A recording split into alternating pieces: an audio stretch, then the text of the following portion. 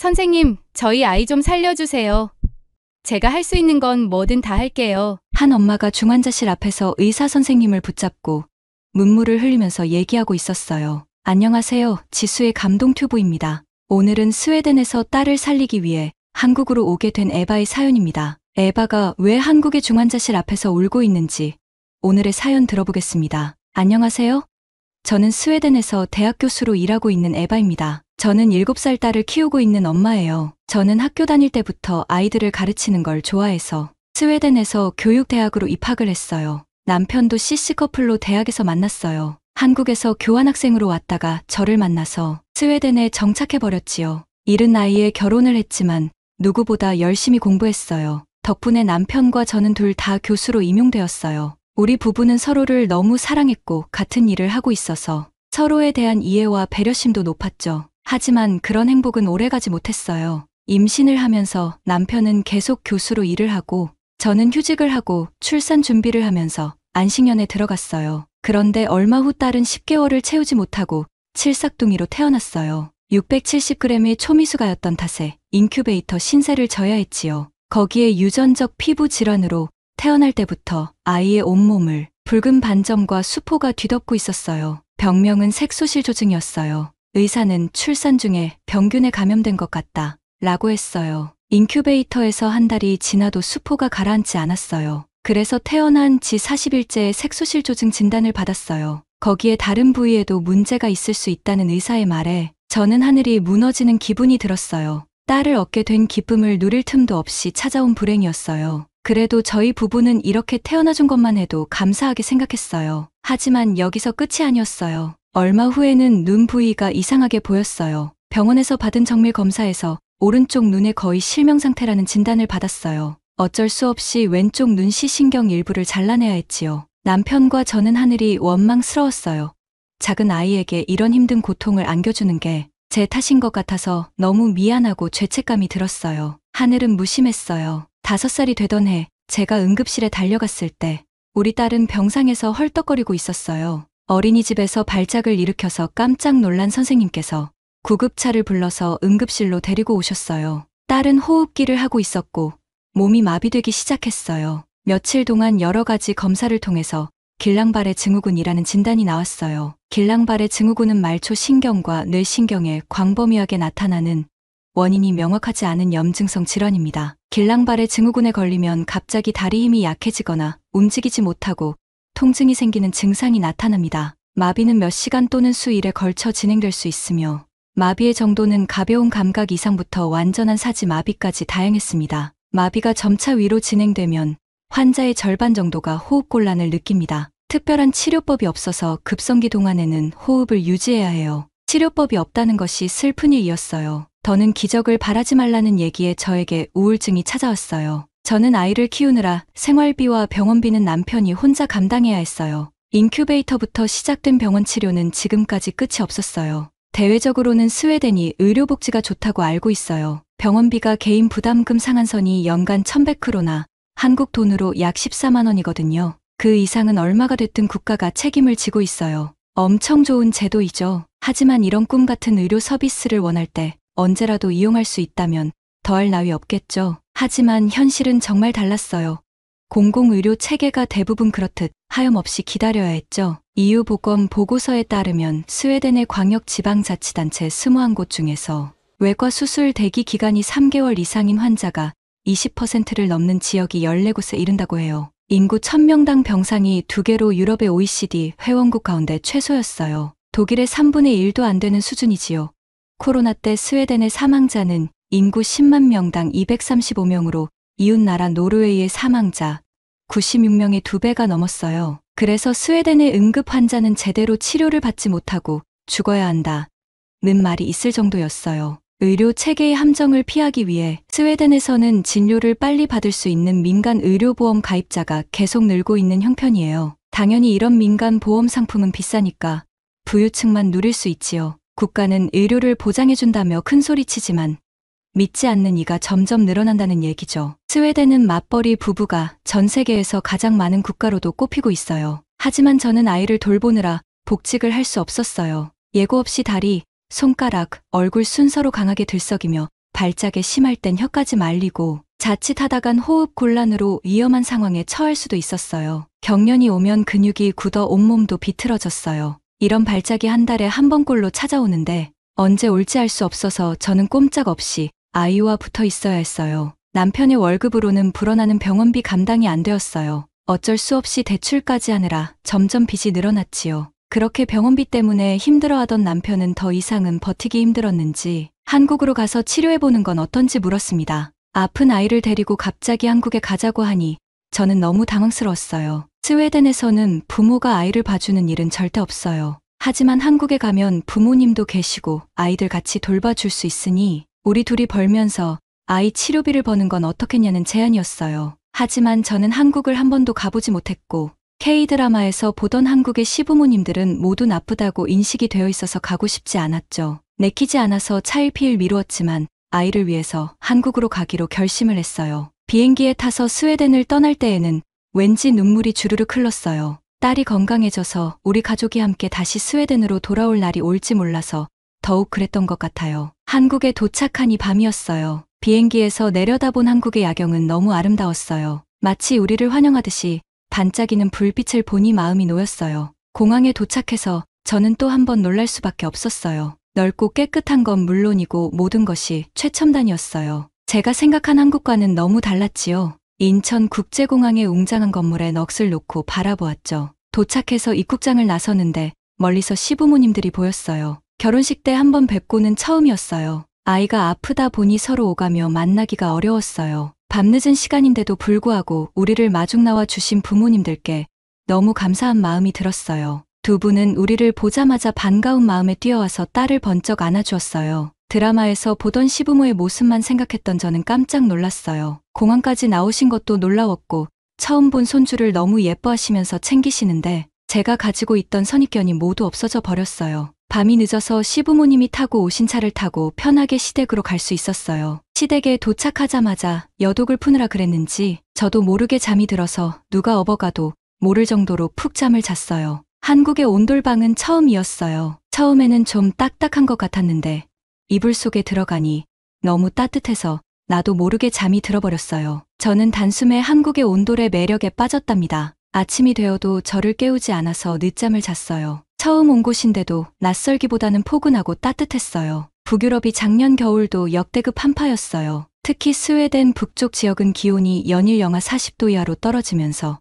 25년 만에 1월 최저 기온이었는데 이렇게 온돌방이 있으면 한파도 두렵지 않을 것 같았어요. 시어머니께서는 제가 피곤해 보여서 안 깨웠다면서 일어나자마자 아침을 차려주셨어요. 보통 스웨덴에서는 제가 아침에 일어나서 남편 출근을 챙기고 아이 밥을 챙기느라 빵으로 대충 때우거나 거르기 쉽상이었어요. 정말 상다리가 휘어질 정도로 차려진 한상이었어요. 저와 아이가 뭘 좋아할지 몰라서 이것저것 준비했다고 하시면서 웃으셨어요. 스웨덴 엄마에겐 느껴보지 못한 따뜻함이었어요. 시어머니는 먼 길 오느라 고생했다면서 하얀 국물을 주시면서 한 그릇 다 먹으라고 했어요. 저는 그 국물이 우유 같기도 해서 우유를 끓인 건가 했어요. 남편에게 왜 밥하고 우유하고 같이 먹냐고 하니까 크게 웃으면서 사골 국물이라고 설명해 주었어요. 보통 한국에서는 아프거나 기운이 없을 때 소의 뼈를 푹 끓여서 보약처럼 먹는다고 하면서 어머니께서 우리가 온다고 특별히 준비하신 거였어요. 너무 감사한 마음이었어요. 남편이 한국으로 오자고 할 때 고민하지 말고 바로 올 걸 그랬다는 아쉬운 마음이 들었어요. 아침을 먹고 미리 예약해 놓은 병원을 가려면 대중교통을 이용해야 했어요. 남편에게 택시비는 워낙 비싸니까 지하철이나 버스로 이동하자고 했지요. 하지만 남편은 아픈 아이와 같이 가야 하니 택시를 고집했어요. 저는 택시비로 병원까지 이동하면 부담되어 싫다고 했어요. 하지만 남편이 한국은 스웨덴처럼 그렇게 택시가 비싸지 않다고 하면서 걱정 말라고 했어요. 저는 하는 수 없이 남편의 의견에 따라서 택시를 타고 가기로 했어요. 남편에게 나는 딸 준비를 시킬 테니까 택시 정류장으로 가서 택시를 잡아놓으라고 했어요. 그런데 핸드폰만 만지작대고 있었어요. 저는 바쁜데 뭐 하는 거냐고 하면서 얼른 내려가라고 했더니 이미 택시를 불렀다고 하는 거예요. 전화 통화하는 것도 못 봤는데 의아했지요. 알고 보니 핸드폰 앱으로 택시를 불러서 입구에 도착하는 시간에 맞추어 내려가면 되는 거였어요. 정말 신기했지요. 내려가 보니 택시가 전기차였어요. 전기차가 일반 자동차보다 훨씬 비싼데 택시가 전기차라니 좀 놀랐어요. 택시 내부는 너무 청결하고 깔끔했어요.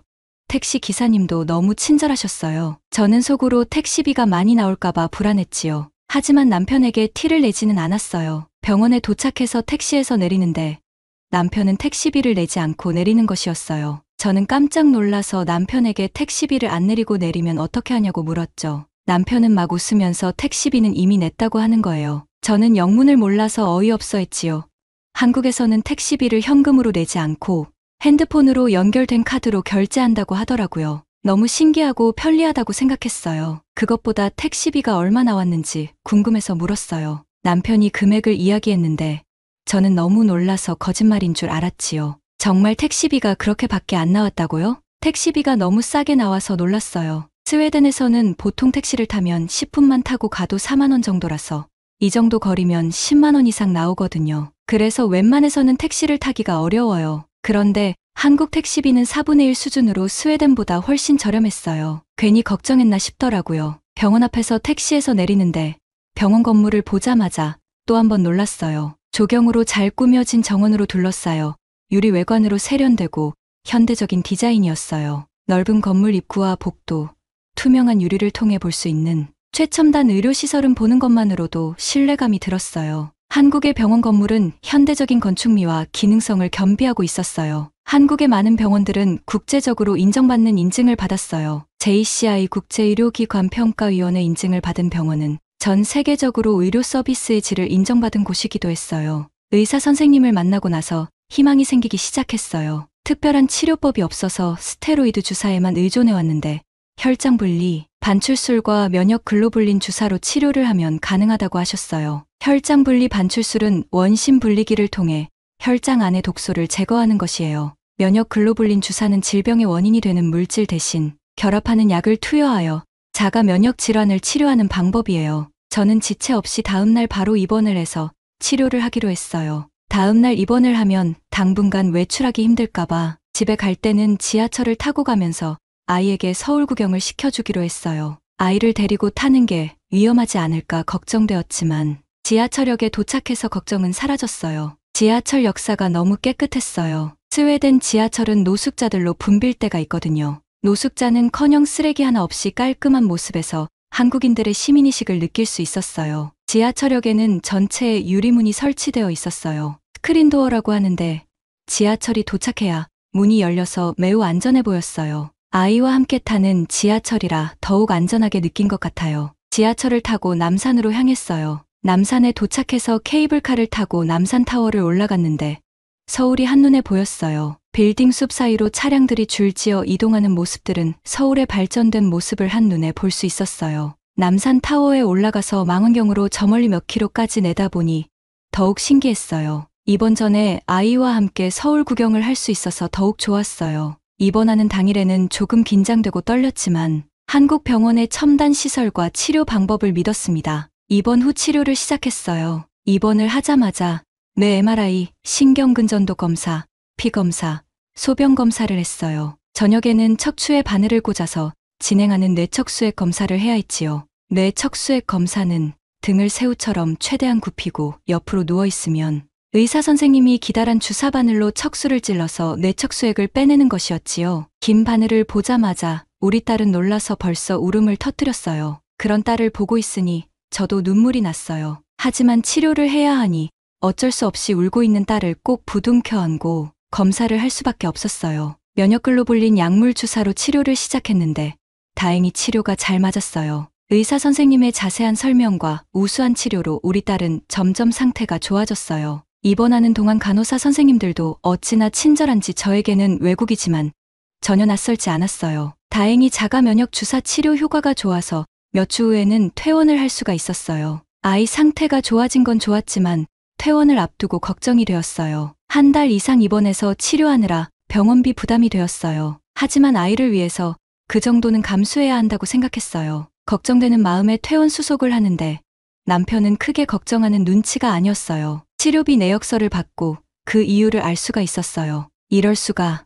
내역을 보니 금액이 스웨덴의 10분의 1밖에 안 나온 거였어요. 어떻게 이럴 수 있지요? 한국은 국민건강보험 제도에서 암이나 희귀병은 산정특례로 치료비의 95%를 나라에서 부담해준다고 했어요. 말도 안 되는 일이죠. 어떻게 그 많은 치료비를 나라에서 부담해줄 수가 있지요? 저는 한국의 의료복지에 너무 놀랐어요. 이렇게 좋은 시설에서 치료를 받고 병원비 부담까지 적다니 정말 말도 안 됐죠. 정말 남편을 따라 한국에 오길 잘했다고 생각이 들었어요. 덕분에 다행히 잘 치료도 하고 집으로 돌아왔어요. 한국으로 온 지 벌써 2달이 지났어요. 저와 남편은 직장을 새로 알아보느라 바빴어요. 둘 다 외출하고 아이는 시부모님께 맡겨놓았지요. 한참을 여기저기 다니면서 구직을 하고 있는데 갑자기 시어머니께 연락이 왔어요. 우리 딸이 쓰러져서 구급차를 타고 병원으로 이동을 하고 있다고 했어요. 저는 예전에 5살 때 쓰러졌을 때의 악몽이 떠올랐어요. 저는 택시를 타고 병원으로 향했어요. 병원에 도착하니 아이는 중환자실로 이동했어요. 저는 중환자실 앞에서 의사 선생님께 울면서 부탁했어요. 제발 우리 딸 좀 살려주세요. 선생님은 울고 있는 저희 손을 꼭 잡으시면서 말했어요. 너무 걱정하지 말라고. 지금은 여러 검사를 하는 중이고 뇌전증이 의심되는 상황이라고 했어요. 약물로 치료할 수 있으니 안심하라고 하셨어요. 다행이었어요. 만약 한국으로 와서 치료하지 않았다면 우리는 어땠을까요? 병원비 부담과 빚더미에서 허우적거리고 있었을 것 같아요. 남편과 저는 대기실에 앉아서 두 손을 꼭 잡고 우리 딸의 치료가 끝나고 나면 스웨덴에서 모든 것을 정리하고 한국에 정착하기로 마음먹었어요. 희귀병으로 아픈 사람들이 희망을 가질 수 있는 나라였어요. 길랑발의 증후군과 뇌전증은 희귀병이기도 하고 완치가 되지 않는 병이에요. 주사와 약물 치료를 꾸준히 하면서 증상이 호전되기를 바랄 뿐이지요. 뇌전증까지 와서 이제는 좀 더 적극적인 치료를 위해 한의원을 찾아갔어요. 길랑발의 증후군 환자가 신경재생 한약을 먹고 호전되었다는 사례가 논문으로도 나왔더라고요. 저희는 집 근처에서 가장 유명한 한의원을 찾아갔어요. 한의원은 대학병원보다는 작았지만 아담하고 깔끔했어요. 입구부터 물씬 한약 냄새가 났어요. 저는 한의원은 물론 한약 냄새는 처음이라서 낯설었지만 왠지 건강해지는 냄새였어요. 한의사 선생님을 만나서 그동안에 스웨덴에서 있었던 일과 한국에서 치료받은 내용을 이야기했어요. 나이가 지긋하고 인자하게 생기신 선생님은 차분히 우리 얘기를 들어주었어요. 그동안 많이 힘들었겠다면서 위로도 해주었어요. 상담을 마치고 치료를 위해 치료실로 딸을 데려갔어요. 여기저기 진맥을 하며 아이를 살피시더니 바늘을 꺼내시더라고요. 설마 저걸로 우리 아이를 찌르는 건 아니겠지 하고 있는데 아니나 다를까 선생님의 바늘은 우리 딸에게 향했어요. 선생님 뭐 하시는 거예요? 저는 너무 놀라서 소리를 질렀죠. 깜짝 놀란 선생님은 잠시 저를 쳐다보시더니 치료 중이라고 설명해 주셨어요. 바늘이 아니고 한의학에서 쓰는 침술인데 침으로 신경자극을 주어서 치료는 기의 흐름을 조정하고 몸의 내부 균형을 회복시키기 위해 사용한다고 해요. 몸에는 기의 흐름을 조절하는 경락과 혈이 존재하며 이러한 특정 지점에 침을 놓아 기의 흐름을 조절하고 다양한 질병이나 증상을 치료하려는 목적이지요. 이러한 방법은 통증 완화, 스트레스 감소, 전반적인 건강 증진 등에 효과적일 수 있다고 해요. 길랑발의 증후군의 치료 연구와 사례 연구에 따르면 침술이 에너지의 원활한 흐름을 복원하고 혈액과 근육 조직을 영양 공급하며 신경 기능을 개선하여 근육 약화, 통증, 조정장애 등의 증상을 개선할 수 있다고 해요. 아무것도 모르고 소리를 질러서 너무 죄송했어요. 선생님은 놀란 저의 모습을 보고 더 놀라셨지만 차분히 침으로 치료하는 이유를 자세히 설명해 주셨어요. 저는 놀란 가슴을 쓸어내리고 치료를 잘 지켜보았어요. 침술 치료를 마치고 나오면서 신경재생 한약까지 처방받아 지어왔어요. 저녁이 되어 딸의 활기찬 모습을 보니 한의원에 가길 잘했다는 생각이 들었어요. 지금은 정기적으로 검진도 하고 한약도 잘 챙겨 먹으면서 아이의 상태가 많이 좋아졌어요. 날이 좋으면 공원에 외출도 하고 곧 학교에 입학할 준비도 하고 있어요. 저랑 남편도 대학교의 시간 강사로 취업을 해서 아이를 시부모님이 돌봐 주실 동안 일을 하고 있어요. 아마 한국에 와서 정신적 육체적으로 안정이 되고 일도 술술 잘 풀리는 것 같아요. 우리 남편이 한국 사람이라서 너무 좋았어요. 다시 한번 한국 의료복지에 감사를 느낍니다. 앞으로 잘 자랄 우리 딸은 한국에서 건강하게 잘 키워볼게요. 이상은 희귀병인 아이 치료를 위해서 스웨덴에서 한국으로 온 에바의 사연이었어요. 저도 에바의 딸이 건강해져서 한국에서 잘 자랐으면 좋겠네요. 오늘의 사연은 어떠셨나요? 사연이 마음에 드셨다면 구독과 좋아요를 눌러주세요. 여러분의 구독과 좋아요는 계속해서 좋은 사연을 소개할 수 있는 큰 힘이 됩니다. 감동적인 사연을 접수받습니다. 메일로 사연 보내주세요. 이상 감동 튜브의 지수였습니다.